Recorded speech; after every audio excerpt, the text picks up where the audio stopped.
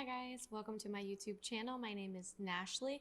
On this channel, I like to touch on some home decor, DIY, and motherhood content. So if any of those spark your interest, then consider subscribing to my YouTube channel. This video is going to be short, sweet, and to the point. I have a bathroom mirror that I really don't like. I was thinking about purchasing a mirror, however, the price tags are hefty on mirrors nowadays for whatever reason. So I figured my current mirror works just fine. Therefore, I'm just gonna create a frame for my mirror to jazz it up a little bit. It was so easy to make, and so if you are looking to create a frame for your mirror, then look no further. This is the video for you. We're gonna get right into it.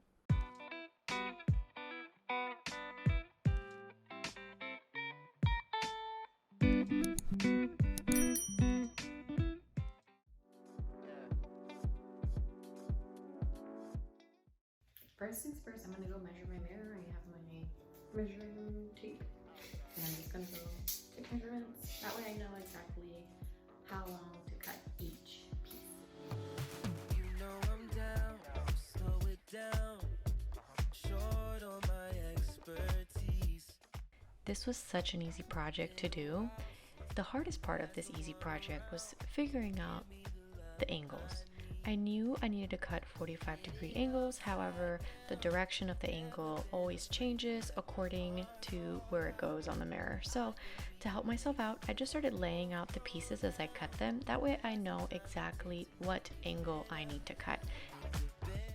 My mirror is a rectangle, so I have one pair that's going to be the same length, and then the next pair will be the same length. So once I cut one of those pairs, I was able to just copy it on the other, and so on and so forth.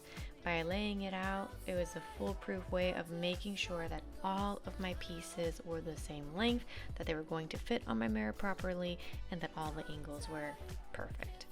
Now I'm taking the time to sand these guys down, and I'm using spray paint, that is correct, to just paint it. I wanted it matte black.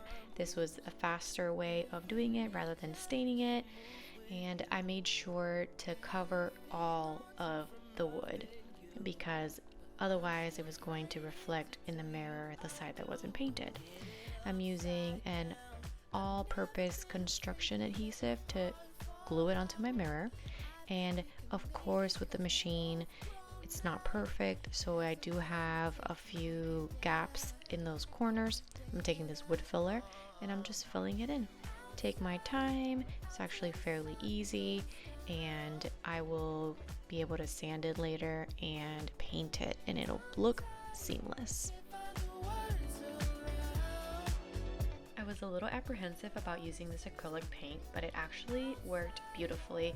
It was matte black, exactly the same shade that I had spray painted it, and it works. All right, the moment we've all been waiting for. Here's the reveal in 3, 2, 1. Outside, out till the sun goes down. Tongue-tied, can't find the words around.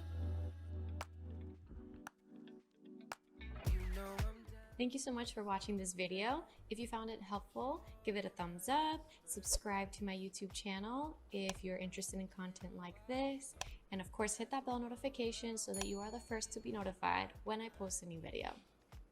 And follow me on Instagram. I'm gonna put it up here somewhere. And I will see you in the next one, you guys. Bye.